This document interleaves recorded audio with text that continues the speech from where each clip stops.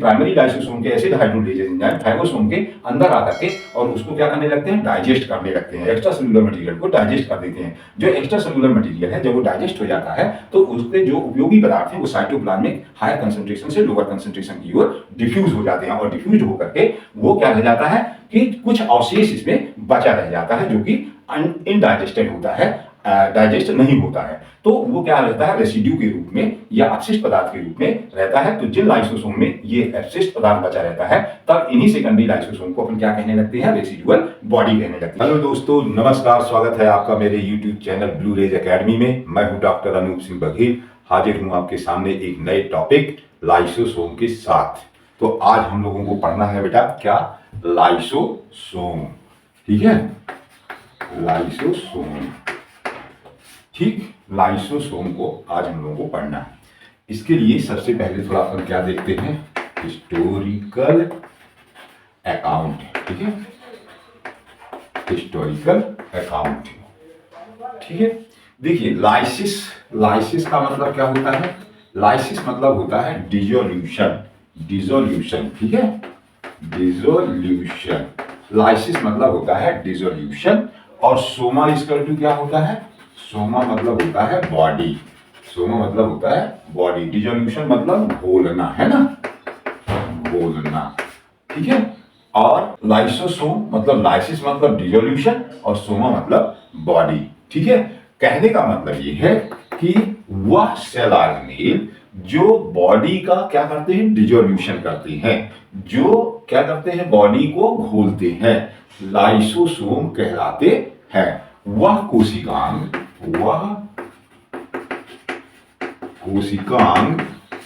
जो बॉडी को, बॉडी यानी किसी पदार्थ को, बॉडी से मतलब है यहाँ पे क्या, किसी पदार्थ को बॉडी को घोलने का काम करते हैं, क्या कहलाते हैं, लाइसोसोम कहलाते हैं, लाइसोसोम कहलाते हैं। ठीक है ना, वह कोशिकांग जो क्या करते हैं, किसी बॉडी को या किसी पदार्थ को घोलने का काम करते हैं, लाइसोसोम कहलाते हैं। इनको लाइसोसोम को पहले शुरू में स्टार्टिंग में पेरिकैनालिकुलर बॉडी कहा जाता था,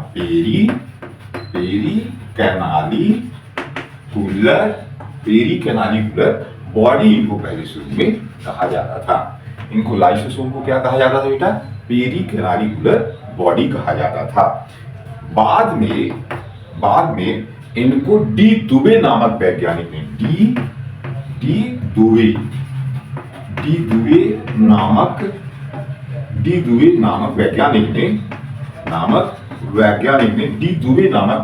ने इनको क्या कहा है, लाइसोसोम कहा है। इनको डी दुबे नामक वैज्ञानिक ने क्या कहा है बेटा, लाइसोसोम कहा है। पहले इनको क्या जाना जाता था, पेरिकैनालिकुलर बॉडी के रूप में जाना जाता था। बाद में डी दुबे नामक वैज्ञानिक ने इनको क्या कहा है, लाइसोसोम कहा है। और इन्हीं को, डी दुबे को ही डिस्कवरी की क्रेडिट भी जाती है, खोज, है ना, डिस्कवरी की क्रेडिट भी इन्हीं को जाती है। डी दुबे को ही लाइसोसोम की खोज की क्रेडिट या श्रेय उसका जाता है।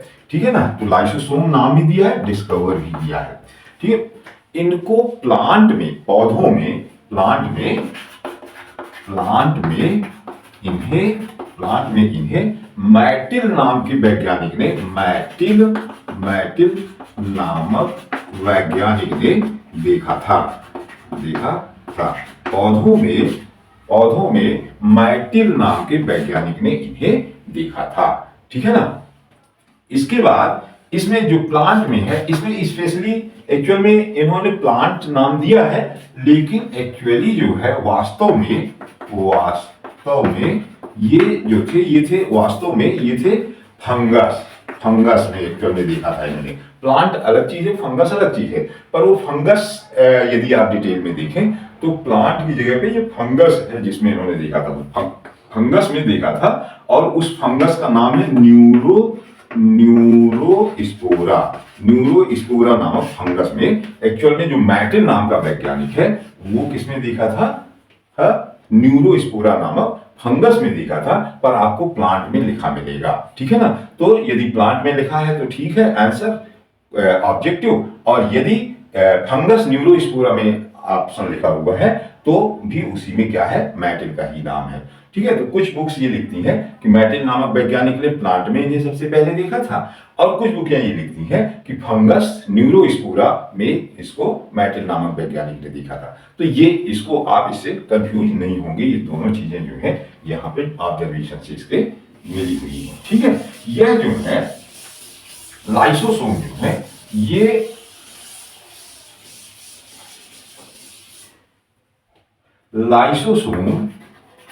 लाइसोसोम में क्या होते हैं, हाइड्रोलेजेज एंजाइम पाए जाते हैं, एसिड हाइड्रोलेजेज एंजाइम पाए जाते हैं, ठीक है। एसिड हाइड्रोलेजेज एंजाइम, लाइसोसोम में एसिड हाइड्रोलेजेज एंजाइम पाए जाते हैं, ठीक है। और ये एसिड हाइड्रोलेज एंजाइम जो है, ये क्या करते हैं, इंट्रासेल्यूलर और एक्स्ट्रा सेल्यूलर दोनों प्रकार के, एक्स्ट्रा पहले लिख देते हैं, एक्स्ट्रा सेल्यूलर और क्या, इंट्रासेल्यूलर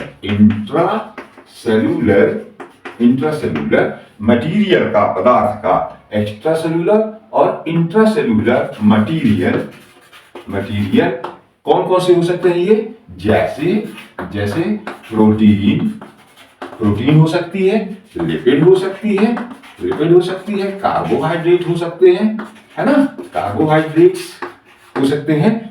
इनका क्या करते हैं, डाइजेशन करते हैं, पाचन करते हैं। लाइसोसोम में क्या होते हैं, एसिड हाइड्रोलेजेज एंजाइम होते हैं जो एक्स्ट्रा सेल्यूलर अथवा इंट्रासेल्यूलर मटेरियल जैसे प्रोटीन, लिपिड, कार्बोहाइड्रेट का क्या करते हैं, डाइजेशन करते हैं। तो इस तरह से क्या होता है, सेल का नुकसान होता है, सेल की प्रोटीन को, लिपिड को, कार्बोहाइड्रेट, पॉलीसैकेराइड, न्यूक्लिक एसिड जो है, इनको सबको ये क्या कर देते हैं, डाइजेस्ट कर देते हैं। तो सेल का क्या होता है, नुकसान होता है, ठीक है। इसलिए इन्हें क्या कहते हैं, इसलिए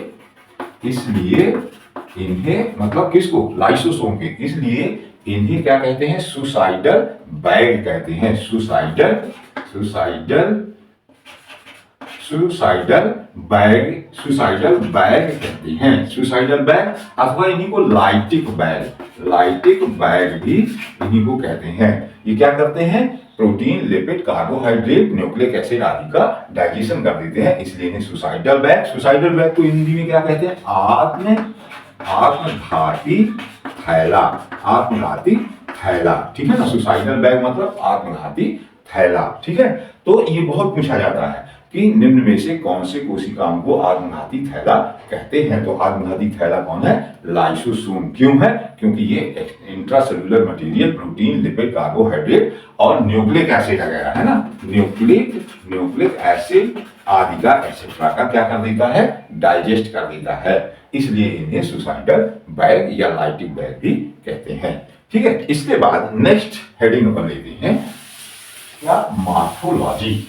इसकी नेक्स्ट हेडिंग क्या है बेटा, मॉर्फोलॉजी, ठीक है। अपन पढ़ते हैं प्रत्येक सेल ऑर्गेनेल का, है ना, मॉर्फोलॉजी प्रत्येक कोशिका का आपने पढ़ा है, ठीक है। तो ये जो है, ये मॉर्फोलॉजी में ये जो लाइसोसोम है, ये संख्या में सामान्यतया 15 से 20 प्रति सेल होते हैं। एक सेल में इनकी संख्या सामान्यतः कितनी होती है, 15 से 20 तक होती है ना, 15 से 20 तक इनकी संख्या होती है। लेकिन कभी कभी इससे अधिक भी हो सकती है, कभी इससे अधिक भी हो सकती है, इससे अधिक भी हो सकती है, कभी इससे अधिक भी हो सकती है, ठीक है ना। लाइसोसोम सामान्यतया स्फेरिकल होते हैं, गोलाकार। सामान्यतः ये कैसे होते हैं, स्फेरिकल होते हैं। सामान्यतया लाइसोसोम कैसे होते हैं बेटा, स्फेरिकल होते हैं, ठीक है, गोलाकार होते हैं। लेकिन मैरिस्टेमेटिक सेल में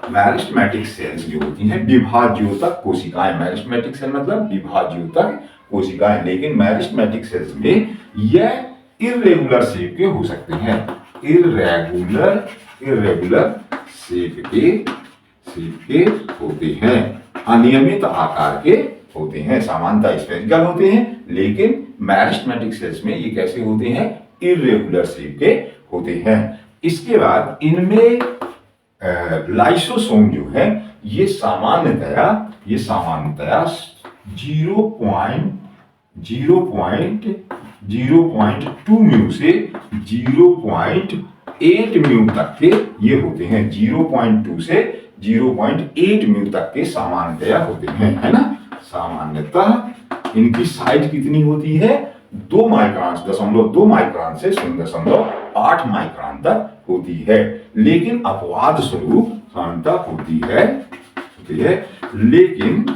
लेकिन एक्सेप्शनली यानी अपवाद स्वरूप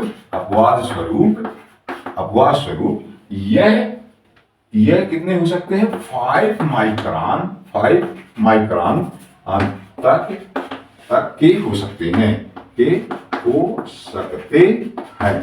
लेकिन फैगोसाइटिक और लिम्फोसाइटिक में एंड लिम्फोसाइटिक लाइसोसोम इनसे भी बड़े हो सकते हैं, लाइसोसोम और बड़े हो सकते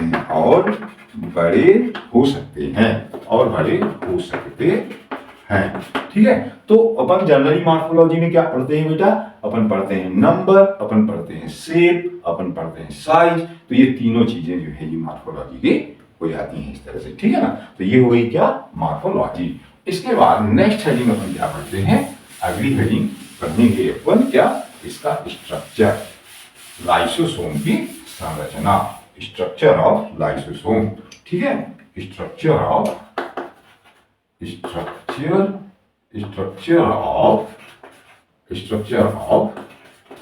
लाइसोसोम, ठीक है। लाइसोसोम की संरचना, ठीक है।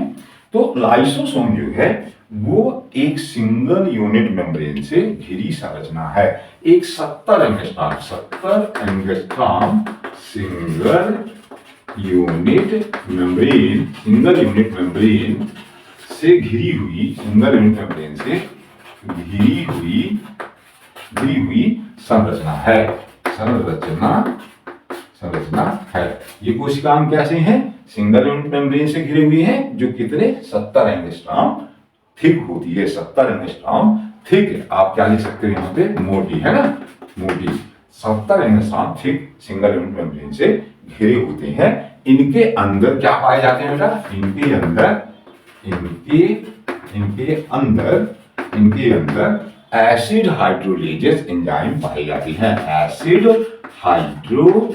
हाइड्रोलेजेस एंजाइम पाए जाते हैं, है ना, एंजाइम पाए जाते हैं। एसिड हाइड्रोलेजेस एंजाइम इनके अंदर पाए जाते हैं। देखिए ये जो एसिड हाइड्रोलेजेस एंजाइम है ये है 70 एंगस्ट्रॉम थिक मेम्ब्रेन है, और इसके अंदर क्या भरी हुई है, एसिड हाइड्रोलेज एंजाइम भरी हुई है। ये क्या भरी हुई है, एसिड हाइड्रोलेज एंजाइम है इसके अंदर, ठीक है। बाहर क्या भरा हुआ है, बाहर है साइटोप्लाज्म। ये क्या है बेटा, ये है साइटोप्लाज्म, ठीक है। तो साइटोप्लाज्म में ये एंजाइम क्या होते हैं, आवश्यक होते हैं, ठीक है। इसीलिए तो ये पाए जाते हैं इसमें, ठीक है। तो ये साइटोप्लाज्म में इन एंजाइम्स की आवश्यकता होती है, लेकिन हर समय ये एंजाइम इससे स्रावित नहीं होते। जब इनकी आवश्यकता होती है तभी ये स्रावित होते हैं, नहीं तो इसके अंदर ये पैक रहते हैं, इसके अंदर ही ये भरे रहते हैं। तो इस चीज को कि कब ये निकलना है कब नहीं निकलना है, इसको कौन नियंत्रित करता है, ये करती है मेम्ब्रेन। ये जो मेम्ब्रेन है ये मेम्ब्रेन क्या करती है, ये तय करती है कि इससे कब एंजाइम्स कब बाहर निकलेंगे और कब बाहर नहीं निकलेंगे। तो मेम्ब्रेन जो है इसका परमिएबिलिटी कैरेक्टर जो है, परमिएबिलिटी यानी कि पारगम्यता, इसकी क्या नियंत्रित करती है, पारगम्यता जो होती है, पारगम्यता जो पारगम्यता है वो नियंत्रित करती है कि मेम्ब्रेन से एंजाइम बाहर निकलेंगे कि बाहर नहीं निकलेंगे। तो इसकी पारगम्यता जो है उसको भी कोई नियंत्रित करता है, कब ये पारगम्य होगी प्लाज्मा मेम्ब्रेन, कब पारगम्य नहीं होगी। तो इसके लिए साइटोप्लाज्म में केमिकल्स पाए जाते हैं, साइटोप्लाज्म में केमिकल्स पाए जाते हैं जो उसको क्या करते हैं, ये केमिकल्स यहाँ साइटोप्लाज्म में क्या है, केमिकल्स हैं, केमिकल्स। तो ये केमिकल जो है ये क्या है, इसको स्टिमुलेट करते हैं कि कब ये परमेबल होगी और कब परमेबल नहीं होगी। जब परमेबल हो जाएगी तो बाहर आ जाएंगे, जब इम्परमेबल रहेगी तो ये क्या रहेंगे, अंदर रह आएंगे, बंद हो जाएगा इनका आना। ठीक है, तो ये केमिकल्स जो हैं एक्चुअल में दो प्रकार के होते हैं, ये केमिकल्स दो प्रकार के होते हैं। एक कहलाते हैं लेविलाइजर, लेविलाइजर, एक कहलाते हैं लेविलाइजर और दूसरे कहलाते हैं क्या, स्टेबिलाइजर, स्टेबिलाइजर। ठीक है, लेविलाइजर और स्टेबिलाइजर दो प्रकार के केमिकल होते हैं जो इसके परमेबिलिटी कैरेक्टर को, प्लाज्मा मेम्ब्रेन के परमेबिलिटी कैरेक्टर को नियंत्रित करते हैं। ठीक है, कि जो लेविलाइजर है वो इसके परमेबिलिटी कैरेक्टर को क्या करेंगे, बढ़ा देंगे, जिससे इसके एंजाइम साइटोप्लाज्म में आने लगेंगे और साइटोप्लाज्म के जो भी हार्मफुल मटेरियल हैं या जो भी आवश्यक चीजें हैं उनका कार्य परफॉर्म करेंगे। और उसके बाद फिर क्या होगा, जो स्टेबलाइजर हैं वो इसको क्या करेंगे, रोक देंगे, स्टेबल कर देंगे उसको, तो फिर ये बाहर आना इनका बंद हो जाएगा। तो इनको थोड़ा सा अलग से आप लेविलाइजर और स्टेबलाइजर, ठीक है, तो ये दो जो केमिकल हैं इनको तुम थोड़ा देख लें कि ये क्या है। नंबर एक है, पहला क्या था, लेविलाइजर है ना, लेविलाइजर था।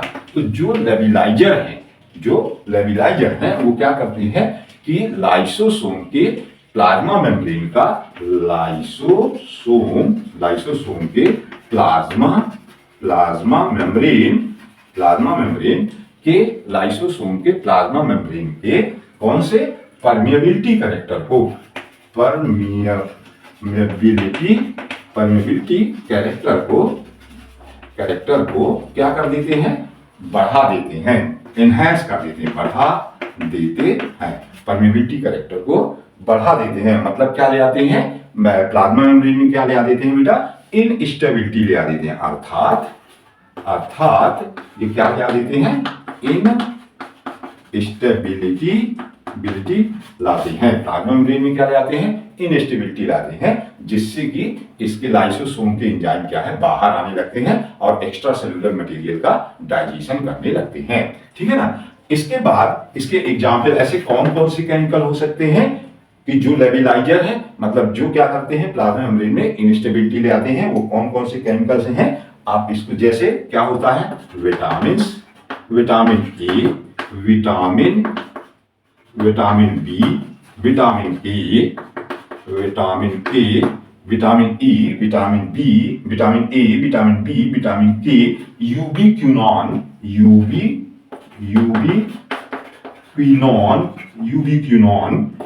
यूबिक्विनॉन हो सकता है जो लेविलाइजर है, और डिजिटोलिन हो सकता है, डिजिटोलिन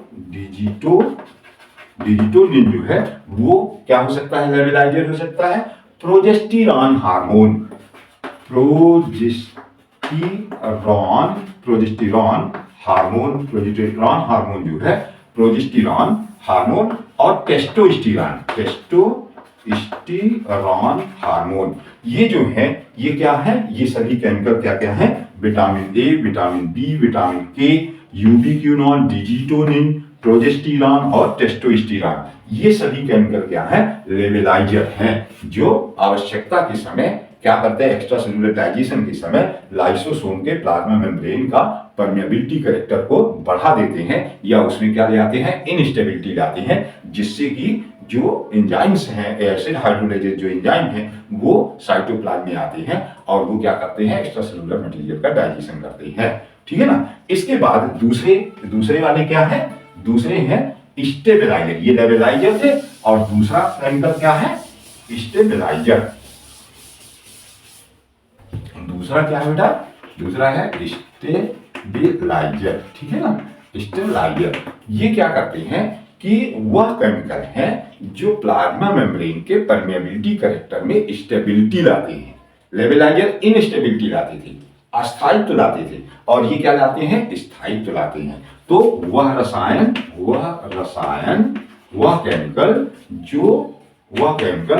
जो प्लाज्मा मेम्ब्रेन के परमेबिलिटी कैरेक्टर में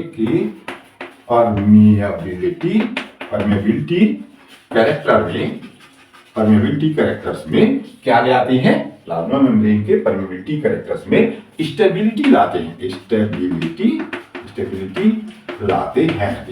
लाते हैं, स्थायित्व लाते हैं, जिससे क्या होता है कि लाइसोसोम से जो एसिड हाइड्रोलेज एंजाइम बाहर निकल रहे थे वो क्या होने लगते हैं, रुक जाते हैं, ठीक है ना, स्टेबिलिटी लाते हैं, जिससे क्या होता है बेटा, जिससे लाइसोसोम के एंजाइम जो है, लाइसोसोम के एंजाइम बाहर जाना रुक जाते हैं, एंजाइम रुक जाते हैं, मतलब बाहर वो नहीं निकल पाते हैं। तो इनको क्या कहते हैं, स्टेबिलाइजर। ये क्या लाते हैं, स्टेबिलिटी लाते हैं, इसलिए इनको क्या कहते हो, स्टेबिलाइजर कहते हैं। इसके एग्जाम्पल्स जो हैं, इसके एग्जाम्पल आप जानिए, कोलेस्ट्रॉल, ठीक है ना,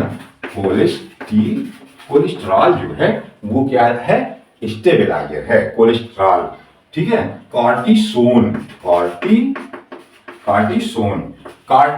भी होगा, कार्टिसोल, कोलेस्टेरॉल, हिपैरिन जो है, ये भी क्या ले आता है बेटा, स्टेबिलिटी ले आता है, उसके परमेबिलिटी कैरेक्टर में स्टेबिलिटी ले आता है, हिपैरिन है। और क्लोरोक्विन जो है वो भी क्या है, स्टेबिलाइजर है। तो वह केमिकल जो प्लाज्मा मेम्ब्रेन के परमेबिलिटी कैरेक्टर में स्टेबिलिटी लाते हैं, उन्हें जिससे कि लाइसोसोम के एंजाइम जो हैं वो रुक जाते हैं और बाहर नहीं निकल पाते। ऐसे केमिकल कौन कौन से हैं, कोलेस्टेरॉल, कार्टिसोल, हिपैरिन और क्लोरोक्विन जो है वो ये केमिकल काम करते हैं, ठीक है। तो इस तरह से ये क्या है, स्ट्रक्चर ऑफ लाइसोसोम, ठीक है। इसके बाद नेक्स्ट है टाइप्स ऑफ लाइसोसोम, लाइसोसोम के प्रकार, ठीक है। टाइप्स ऑफ लाइसोसोम के प्रकार, ठीक है, लाइसोसोम के प्रकार भी हैं वो। तो लाइसोसोम जो है एक सेल में भी कई प्रकार के होते हैं और अलग अलग सेल में भी अलग अलग प्रकार के हो सकते हैं।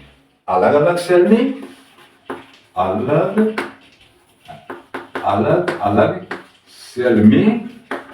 अलग सेल में या एक ही सेल में अलग अलग सेल में या एक ही सेल में लाइसोसोम अलग अलग प्रकार के या भिन्न प्रकार के पाए जाते हैं। लाइसोसोम क्या है, भिन्न प्रकार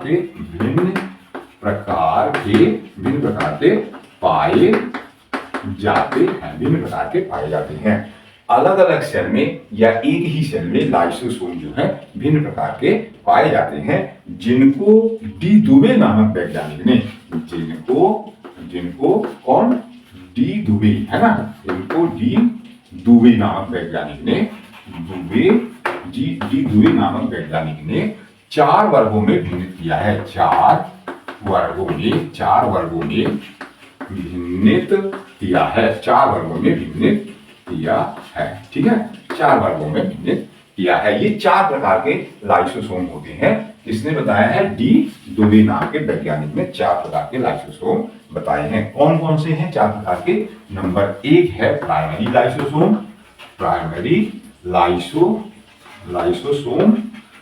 लाइसोसोम अथवा इन्हीं को प्रोटोलाइसोसोम कहते हैं। प्रोटोलाइसोसोम भी इन्हीं को कहते हैं, प्राइमरी लाइसोसोम अथवा प्रोटोलाइसोसोम भी ये कहलाते हैं। नंबर 2 दूसरे प्रकार के लाइसोसोम जो है वो होते हैं सेकेंडरी लाइसोसोम। सेकेंडरी लाइसोसोम होते हैं, सेकेंडरी लाइसोसोम या हिटरोसोम भी इन्हीं को कहते हैं, हिटरोसोम भी इन्हीं को कहते हैं। Primary lysosome, secondary lysosome. तीसरे जो हैं, तीसरे प्रकार के लाइसोसोम जो हैं वो क्या है, रेसिडुअल बॉडी, रेसिडुअल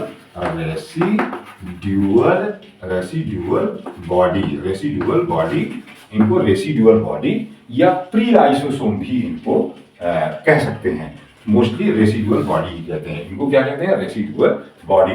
और चौथे प्रकार के जो लाइसोसोम हैं वो ऑटो लाइसोसोम कहलाते हैं, ऑटो लाइसोसोम कहलाते हैं, ऑटो लाइसोसोम इनको कहते हैं। रेसिडुअल बॉडी अथवा ऑटो लाइसोसोम ये तीसरे चौथे हैं, ऑटो लाइसोसोम कहलाते हैं। तो 4 वर्गों में इनको विभाजित किया है, primary lysosome, secondary lysosome, residual body और ऑटो लाइसोसोम, ठीक है ना। तो इस तरह से ये जो है 4 वर्गों में, एक एक को अपन थोड़ा सा देख रहे हैं डिटेल में। पहला क्या है, प्राइमरी लाइसोसोम।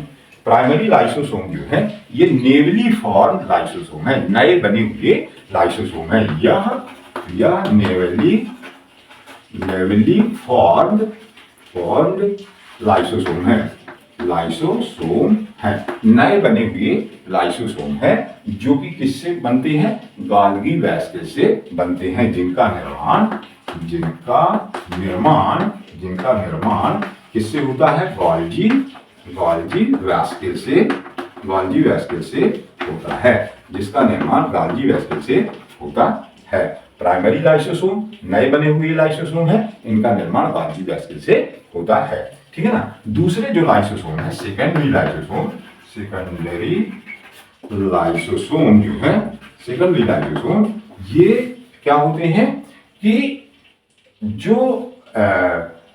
प्लाज्मा मेम्ब्रेन है, जब कोई एक्स्ट्रा सेलुलर मटेरियल आता है, जब कोई extra cellular material plasma membrane के अंदर आता है तो वो उसके अंदर क्या बनाता है, एक वैस्किल बनाता है, और उस वैस्किल में वो आकर के समाहित हो जाता है, उसको कहते हैं फैगोसोम, ठीक है, फैगोसोम। और जब उस फैगोसोम से प्राइमरी लाइसोसोम अटैच हो जाते हैं तो इस पूरी संरचना को सेकेंडरी लाइसोसोम कहते हैं। अभी अपन डायग्राम में इसको देखेंगे। तो सेकेंडरी लाइसोसोम वो क्या करने लगते हैं कि जो प्राइमरी लाइसोसोम के एंजाइम हैं वो क्या हो जाते हैं, इसमें चले जाते हैं फैगोसोम में, और जो मटेरियल एक्स्ट्रा सेलुलर मटेरियल आया है उसको वो क्या करने लगते हैं, डाइजेस्ट करने लगते हैं। इसलिए इनको क्या कहते हैं, हिटरोफैगोसोम। तो आप कह सकते हैं कि वह लाइसोसोम जो एक्स्ट्रा सेलुलर मटेरियल का डाइजेशन करते हैं उसको कहते हैं क्या, सेकेंडरी लाइसोसोम या हिटरोफैगोसोम कहते हैं। तो वह लाइसोसोम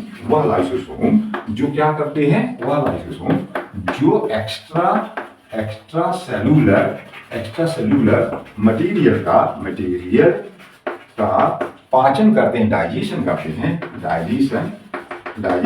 एक्स्ट्रा सेलुलर मटेरियल का डाइजेशन करते हैं, वो क्या कहलाते हैं, सेकेंडरी लाइसोसोम कहलाते हैं, सेकेंडरी लाइसोसोम कहलाते हैं, ठीक है ना। वो क्या कहलाते हैं, सेकेंडरी लाइसोसोम कहलाते हैं, ठीक है ना, सेकेंडरी लाइसोसोम कहलाते हैं, ठीक है। ये बात क्लियर है। अब इसी में एक पॉइंट ये भी हो सकता है कि ये जो एक्स्ट्रा सेलुलर मटेरियल है वो कैसा हो सकता है बेटा, 2 प्रकार का हो सकता है। एक्स्ट्रा सेलुलर मटेरियल जो है वो कैसा हो सकता है, 2 प्रकार का हो सकता है। एक तो सॉलिड हो सकता है, दूसरा क्या हो सकता है, लिक्विड हो सकता है। एक सॉलिड हो सकता है, एक लिक्विड हो सकता है। तो इस आधार पर ये कैसे हो सकते हैं, 2 प्रकार के हो सकते हैं। सेकेंडरी लाइसोसोम जो है ये क्या है, 2 प्रकार के, मैं यहीं से शुरू कर देता हूं, 2 प्रकार के हो सकते हैं, 2 प्रकार के हो सकते हैं। ये सेकेंडरी लाइसोसोम 2 प्रकार के हो सकते हैं। एक क्या हो सकते हैं, फैगोसोम हो सकते हैं, फैगोसोम हो सकते हैं। फैगोसोम किसको कहेंगे, जब सॉलिड एक्स्ट्रा सेलुलर मटेरियल होगा, जब एक्स्ट्रा सेलुलर मटेरियल कैसा होगा, सॉलिड होगा, तो इन्हें क्या होगा, फैगोसोम ये कहलाएंगे। और जब एक्स्ट्रा सेलुलर मटेरियल, दूसरा क्या है, पिनोसोम हो सकते हैं, पिनोसोम, ठीक है, पिनोसोम। तो जब extra cellular material extra cellular material, extra cellular material क्या हो सकता है? लिक्विड हो सकता है, लिक्विड हो सकता है। जब एक्स्ट्रा सेलुलर मटेरियल क्या हो सकता है? लिक्विड होगा, तो उसको लिक्विड होगा तो इसे क्या कहते हैं? पिनोसोम। ठीक है, तो जो सेकेंडरी लाइसोसोम या हीटेरोसोम है वो कैसे हो सकते हैं? दो हो सकते हैं, मतलब बाहर से जो मटेरियल आएगा वो कैसा हो सकता है? सॉलिड हो सकता है या लिक्विड हो सकता है। जब सॉलिड होगा तो ये फैगोसोम कहलाएंगे, ठीक है, और जब लिक्विड होगा तो ये क्या कहलाएंगे? पिनोसोम कहलाएंगे। इसके बाद नेक्स्ट तीसरा लाइसोसोम अपन ने क्या लिखा था? Residual body. तीसरा अपन ने लिखा है रेसिड्यूअल बॉडी। ठीक है, रेसिड्यूअल बॉडी क्या है? जब सेकेंडरी लाइसोसोम में, तीसरा है क्या? रेसिड्यूअल बॉडी, है ना, रेसिड्यूअल बॉडी। इसमें क्या होगा कि जब जो extra cellular material secondary lysosome में था तो वो डाइजेस्ट होता है, लेकिन उसमें कुछ ना कुछ अवशेष के रूप में बचा रह जाता है। एक्स्ट्रा सेलुलर मटेरियल जो है सेकेंडरी लाइसोसोम या हीटेरोसोम में, चाहे वो फैगोसोम हो चाहे वो पिनोसोम हो, पूरा का पूरा डाइजेस्ट नहीं होता, थोड़ा बहुत कुछ अवशेष के रूप में बचा रहता है। तब इसी सेकेंडरी लाइसोसोम को अपन क्या कहने लगते हैं? रेसिडुअल बॉडी, है ना। जब इसमें क्या लिख सकते हो कि जब सेकेंडरी लाइसोसोम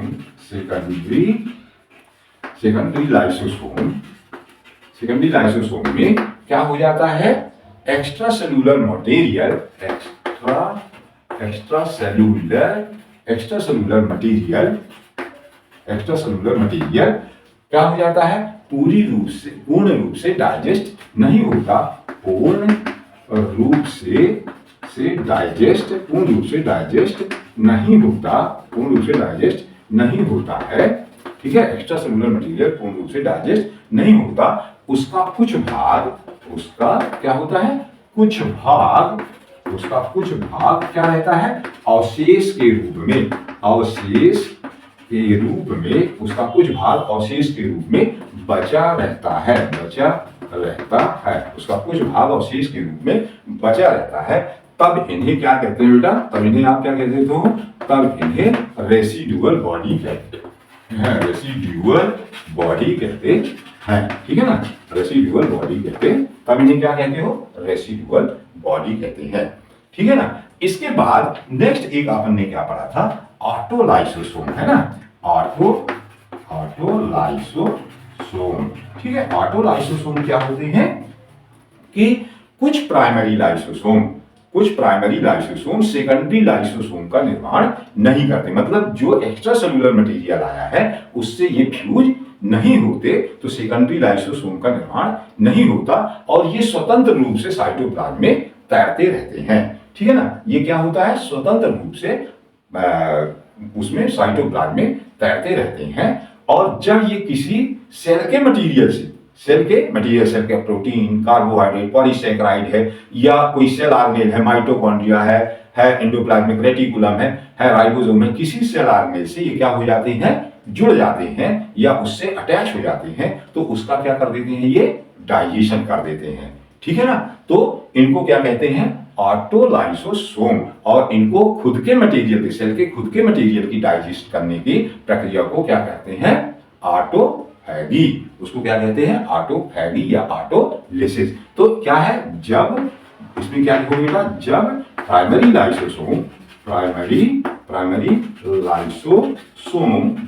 लाइसोसोम क्या हो जाते हैं? सेकेंडरी लाइसोसोम का निर्माण नहीं करते, सेकेंडरी लाइसोसोम का निर्माण नहीं करते, सेकेंडरी लाइसोसोम का निर्माण नहीं करते और स्वतंत्र रूप से साइटोप्लाज्म में तैरते रहते हैं और स्वतंत्र रूप से साइटोप्लाज्म में तैरते रहते हैं, साइटोप्लाज्म में स्वतंत्र रूप से क्या करते रहते हैं? ये तैरते रहते हैं और तैरते हुए क्या हो जाते हैं? ये और तैरते हुए फ्लोट करते हुए ये क्या हो जाते हैं? इंट्रासेल्यूलर मटेरियल से इंट्रासेल्यूलर मटीरियल, इंट्रासेलुलर मटीरियल से क्या हो जाते हैं ये जुड़ करके उन्हें डाइजेस्ट कर लेते हैं, से जुड़कर उन्हें क्या कर देते हैं, ये डाइजेस्ट कर देते हैं। इंट्रासेलुलर मटेरियल से जुड़कर उन्हें क्या कर देते हैं, डाइजेस्ट कर देते हैं, डाइजेस्ट कर देते हैं, ठीक है ना, डाइजेस्ट कर देते हैं। इस क्रिया को क्या कहते हो, इस प्रक्रिया को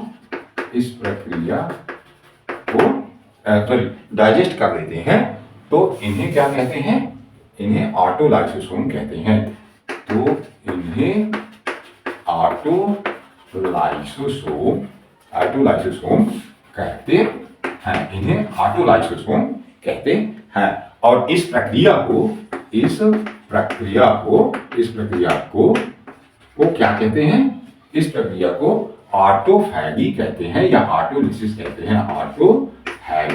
ऑटोफैगी जो है, ऑटोफैगी अथवा ऑटोलिसिस है ना, ऑटोलाइसिस कहते हैं, ठीक है ना। ऐसे लाइसोसोम, ऐसे प्राइमरी लाइसोसोम जो क्या करते हैं, सेकेंडरी लाइसोसोम से अटैच नहीं होते, साइटोप्लाज्म में स्वतंत्र रूप से तैरते रहते हैं, और तैरते हुए ये किसी इंट्रासेलुलर मटेरियल जैसे protein, lipid, carbohydrate, nucleic acid या कोई cell organelle, mitochondria, ribosome etcetera से ये क्या हो जाते हैं, जुड़ जाते हैं। तो उसका क्या कर देते हैं, ये डाइजेशन कर देते हैं। तो उन प्राइमरी लाइसोसोम को अपन क्या कहने लगते हैं, ऑटोलाइसोसोम कहने लगते हैं, और इनकी इस क्रिया को ऑटोफैगी, ऑटोलिसिस कहते हैं, ठीक है ना। तो इस तरह से ये 4 प्रकार के जो हैं, क्या हो गए बेटा, 4 प्रकार के लाइसोसोम जो हैं वो आपने पढ़ लिए हैं। इसके बाद नेक्स्ट है कि अब अपन क्या बना लेते हैं, इनके डायग्राम बना लेते हैं, इसके डायग्राम, ठीक है ना। तो इसमें क्या है कि ये है न्यूक्लियस, ठीक है, ये न्यूक्लियस है, और ये न्यूक्लियस है, ठीक है, न्यूक्लियस। और इसमें ये बाहर की ओर क्या है, ये है प्लाज्मा मेम्ब्रेन, ये प्लाज्मा मेम्ब्रेन है, ठीक है, ये है प्लाज्मा मेम्ब्रेन। ये भरा हुआ है क्या, साइटोप्लाज्म, ठीक है, ये क्या भरा है, साइटोप्लाज्म, प्लाज्मा मेम्ब्रेन, ये हो गई साइटोप्लाज्म, और ये क्या है, प्लाज्मा मेम्ब्रेन, ठीक है, प्लाज्मा मेम्ब्रेन है, ये साइटोप्लाज्म भरा हुआ है। और यहां पर क्या है बेटा, यहां है गोल्गी वैस्किल। ये कैसे बनते हैं, 4 प्रकार के जो लाइसोसोम हैं, ये क्या है बेटा, ये हो गई गोल्गी कॉम्प्लेक्स। गोल्गी कॉम्प्लेक्स में यहां क्या बनते हैं, यहां बनते हैं गोल्गी वैस्किल्स, ठीक है ना। ये क्या है, गोल्गी कॉम्प्लेक्स है ये। तो गोल्गी कॉम्प्लेक्स हो गया, गोल्गी वैस्किल हो गई, गोल्गी वैसिकल, ठीक है, गोल्गी वैस्किल हो गई, गोल्गी कॉम्प्लेक्स है, गोल्गी वैस्किल हो गई। अब देखिए यहाँ एक्चुअल में क्या होता है कि यही जो लाइसोसोम है, यही जो है ये आगे विकसित होकर के क्या बना देते हैं, ये थोड़ा बड़े आकार के, ये इसको कहते हैं प्राइमरी लाइसोसोम। अपन ने 4 प्रकार के लाइसोसोम पढ़े ना, तो वो क्रमशः अपन उसी तरह से देखेंगे। प्राइमरी लाइसोसोम हो गए ये, ठीक है। अब क्या होता है कि यहाँ एक एक्स्ट्रा सेलुलर मटेरियल है, मान लीजिए ये क्या है, एक्स्ट्रा सेलुलर मटेरियल है, ये यहाँ आता है। जब ये प्लाज्मा मेम्ब्रेन के पास आएगा तो प्लाज्मा मेम्ब्रेन यहाँ पे क्या हो जाएगी, यहाँ प्लाज्मा मेम्ब्रेन जो है वो इस तरह से क्या हो जाएगी, धंस जाएगी, यहाँ पे ये ऐसे धंस जाएगी, और इसके अंदर क्या आ जाएंगे, ये आ जाएंगे एक्स्ट्रा सेलुलर मटेरियल। ये क्या है, एक्स्ट्रा सेलुलर मटेरियल है ये, ठीक है, ये क्या है, एक्स्ट्रा सेलुलर मटेरियल है। अब ये एक्स्ट्रा सेलुलर मटेरियल कहाँ आ गया है बेटा, आ गया है प्लाज्मा मेम्ब्रेन के पास। तो प्लाज्मा मेम्ब्रेन क्या हो गई, धंस गई।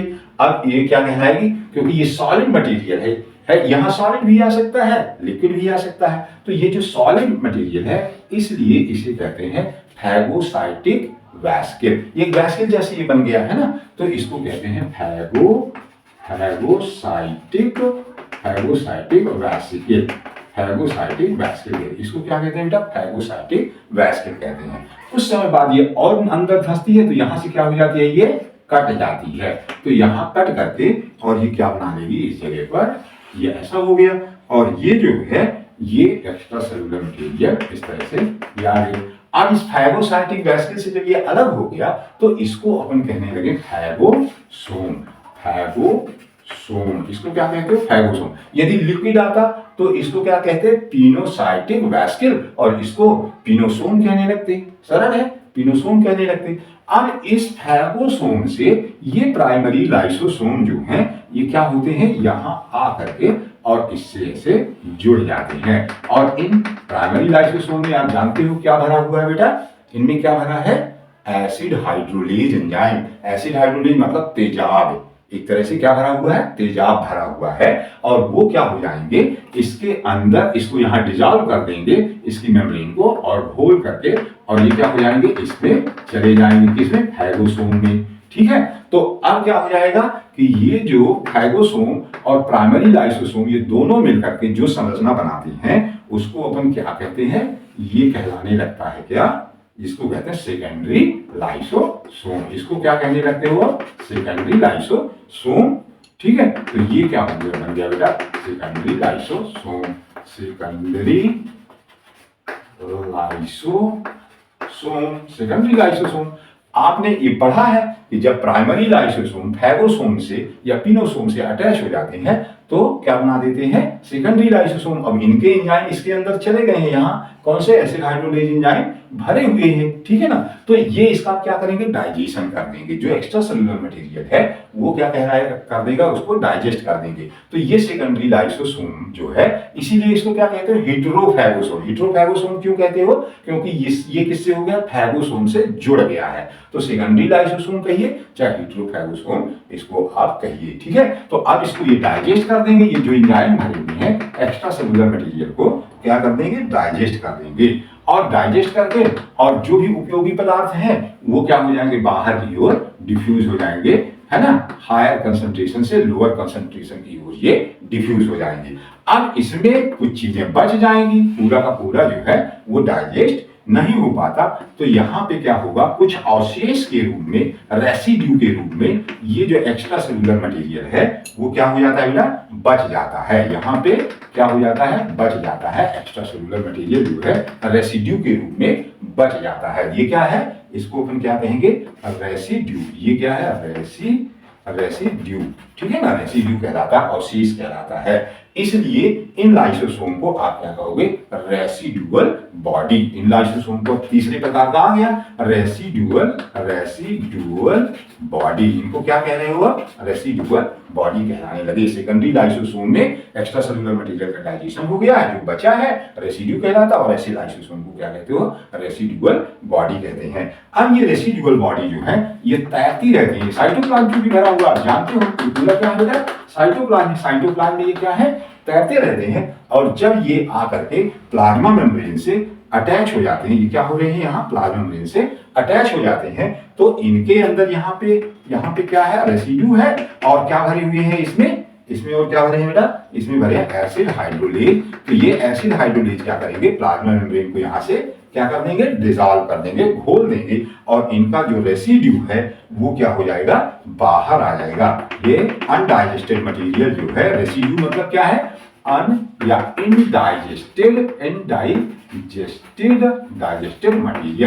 इनडाइजेस्टेड मटेरियल जो है वो क्या हो जाएगा? बाहर आ जाएगा। और ये अब ऐसे क्या हो जाएगी? खिंचेगी। ये मेम्ब्रेन क्या होगी? ऐसे खिंचेगी। तो ये सीधे इस तरह से ऐसे ये प्लाज्मा मेम्ब्रेन जो है ये फिर से ऐसे बन जाएगी। ठीक है ना, तो ये आगे क्या है? इस तरह से बाहर आ जाएगा। ये पूरा मटेरियल जो है, ये पूरा पदार्थ जो है ये इसका बाहर आ जाएगा। प्लाज्मा मेम्ब्रेन जो है वो कंप्लीट हो जाएगी, है कि नहीं? तो ये क्या हो गया? Residual body.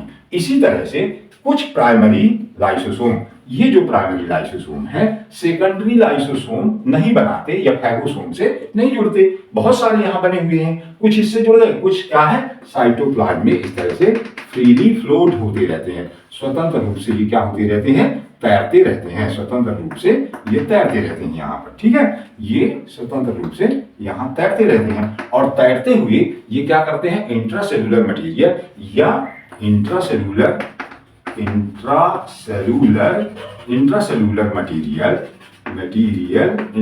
मटेरियल अथवा सेल ऑर्गेनेल इंट्रासेल्यूलर मटेरियल अथवा सेल ऑर्गेनेल से, जैसे माइटोकॉन्ड्रिया वगैरह से ये क्या हो जाते हैं, टकरा जाते हैं या जुड़ जाते हैं और उनका क्या कर देते हैं, डाइजेशन कर देते हैं। तब इनको अपन क्या कहने लगते हैं, इनको कहने लगते हैं ऑटोलाइसोसोम। जो चौथे प्रकार के लाइसोसोम है वो क्या है, ऑटोलाइसोसोम कहलाते हैं। और ये क्या है, ये ऑटोफैगी या ऑटोलिसिस करते हैं, ठीक है ना। तो इस तरह से ये जो डी दुबे ने 4 प्रकार के लाइसोसोम बताया था, वो इस तरह से लाइसोसोम होते हैं। मैं एक बार आपको देखिए रिपीट कर देता हूं। ये है क्या, ये है न्यूक्लियस और ये है प्लाज्मा मेम्ब्रेन। न्यूक्लियर एनवेलप और प्लाज्मा मेम्ब्रेन के बीच में क्या भरा है, साइटोप्लाज्म भरा है। साइटोप्लाज्म में क्या होती है, गोल्जी कॉम्प्लेक्स होती है। गोल्जी कॉम्प्लेक्स गोल्जी वैस्किल्स बनाती हैं और गोल्जी वैस्किल्स जो है उनसे क्या विकसित होते हैं, प्राइमरी लाइसोसोम। प्राइमरी लाइसोसोम और यदि कोई एक्स्ट्रा सेलुलर मटेरियल आता है प्लाज्मा मेम्ब्रेन में, तो वो क्या बनाता है, एक वैस्किल बनाता है जिसको तो फैगोसाइटिक वैस्किल या पिनोसाइटिक वैस्किल कहते हैं। यदि सॉलिड मटेरियल है तो फैगोसाइटिक, यदि लिक्विड है तो पिनोसाइटिक। ये फैगोसाइटिक वैस्किल जो है इससे क्या हो जाती है, कट ऑफ हो जाती है, तब इसको फैगोसोम कहने लगते हैं। और इस फैगोसोम से प्राइमरी लाइसोसोम आकर के जुड़ जाते हैं और जुड़ करके क्या बना देते हैं, सेकेंडरी लाइसोसोम। और सेकेंडरी लाइसोसोम या हेटेरोसोम कहते हैं। इसके प्राइमरी लाइसोसोम के एसिड हाइड्रोलाइजेज एंजाइम फैगोसोम के अंदर आकर के और उसको क्या करने लगते हैं, डाइजेस्ट करने लगते हैं, एक्स्ट्रा सेलुलर मटेरियल को डाइजेस्ट कर देते हैं। जो एक्स्ट्रा सेलुलर मटेरियल है जब वो डाइजेस्ट हो जाता है तो उसके जो उपयोगी पदार्थ हैं वो साइटोप्लाज्मिक हायर कंसंट्रेशन से लोअर कंसंट्रेशन की ओर डिफ्यूज हो जाते हैं और डिफ्यूज होकर के वो क्या रह जाता है कि कुछ अवशेष इसमें बचा रह जाता है जो कि इनडाइजेस्टेड होता है, डाइजेस्ट नहीं होता है। तो वो क्या रहता है, रेसिड्यू के रूप में या अपशिष्ट पदार्थ के रूप में रहता है। तो जिन लाइसोसोम में ये अपशिष्ट पदार्थ बचा रहता है तब इन्हीं सेकेंडरी लाइसोसोम को अपन क्या कहने लगते हैं, रेसिडुअल बॉडी कहने लगते हैं। ये रेसिडुअल बॉडी क्या होती है, साइटोप्लाज्म में तैरती रहती हैं और प्लाज्मा मेम्ब्रेन से जब ये फ्यूज होती है तो प्लाज्मा मेम्ब्रेन में चूंकि इनमें हाइड्रोलाइज एंजाइम है वो उसको डिसॉल्व कर देते हैं और डिसॉल्व करके क्या कर देते हैं, इसको इसके जो रेसिड्यू है उसको बाहर निकाल देते हैं और प्लाज्मा मेम्ब्रेन जो है वो खींच करके क्या हो जाती है, कंप्लीट हो जाती है। इसी प्रकार से चौथे प्रकार के जो लाइसोसोम है, जब ऑटोलाइसोसोम, जब प्राइमरी लाइसोसोम्स फैगोसोम से फ्यूज नहीं होती और वो साइटोप्लाज्म में स्वतंत्र रूप से इस तरह से तैरती रहती है और इंट्रासेलुलर मटेरियल अथवा सेल ऑर्गेनेल से फिर टकराती है या उससे जुड़ती है तो उनको भी डाइजेस्ट कर देती है, तो इनको क्या कहते हैं, ऑटोलाइसोसोम। तो इस तरह से ये 4 प्रकार के लाइसोसोम जो हैं वो अपन देखते हैं, ठीक है ना। तो इसके बाद अपन देखेंगे क्या, इसके केमिकल कंपोजिशन या केमिस्ट्री ऑफ लाइसोसोम, ठीक है ना, केमिस्ट्री, ठीक है। इसको केमिकल कंपोजिशन या केमिस्ट्री ऑफ इसको कहते हैं। लाइसोसोम में मैंने बताया क्या, एसिड हाइड्रोलाइजेज एंजाइम पाए जाते हैं, ठीक है ना। एसिड हाइड्रोलाइजेज एंजाइम जो है लाइसोसोम में मिलते हैं, ठीक है। तो ये कौन कौन से एंजाइम हो सकते हैं, मुख्यतः तो एसिड हाइड्रोलाइजेज एंजाइम ही है। तो ये कौन कौन से एंजाइम हो सकते हैं बेटा, ये हो सकते हैं जैसे नंबर 1 है न्यूक्लिएज। आप जानते हो ये एंजाइम क्या करते हैं, डाइजेशन का काम करते हैं। ये क्या करते हैं, ये करते हैं किसका, डाइजेशन का काम करते हैं, पाचन का काम करते हैं। तो न्यूक्लिएज जो है ये क्या कर रहा होगा, पाचन का काम करता है। किसको, न्यूक्लिक एसिड को डाइजेस्ट करता है। ये किसको करता है बेटा, न्यूक्लिक एसिड को डाइजेस्ट करता है। न्यूक्लिक एसिड 2 हो सकते हैं, आरएनए हो सकता है और डीएनए, मतलब कि ये आरएनए और डीएनए का पाचन करता है। न्यूक्लिएज एंजाइम किसमें पाया जाता है, लाइसोसोम में पाया जाता है, ठीक है ना। इसके बाद एक दूसरा एंजाइम होता है एसिड फास्फेटेज।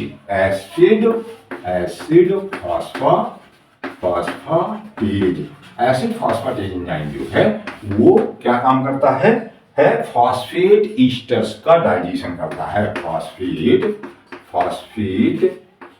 फास्फेट ईस्टर्स का डाइजेशन करता है, फास्फेट ईस्टर का डाइजेशन करता है। एसिड फास्फेटेज क्या करता है, फास्फेट ईस्टर का डाइजेशन करता है। इसके बाद एक होता है नेक्स्ट अगला एंजाइम है ग्लाइकोसिडेज। ग्लाइकोसिडेज एंजाइम, ए ऐसी जहां लगा है वो एंजाइम ही है। तो ग्लाइकोसिडेज एंजाइम क्या करता है, कार्बोहाइड्रेट का या पॉलीसेकेराइड का डाइजेशन करता है। ये किसका करता है, कार्बोहाइड्रेट अथवा पॉलीसेकेराइड का डाइजेशन करता है। वो कौन सा एंजाइम है, ग्लाइकोसिडेज। एक एंजाइम होता है इसमें कौन सा, कि प्रोटीएज एंजाइम जो है वो प्रोटीन का डाइजेशन करता है। प्रोटीएज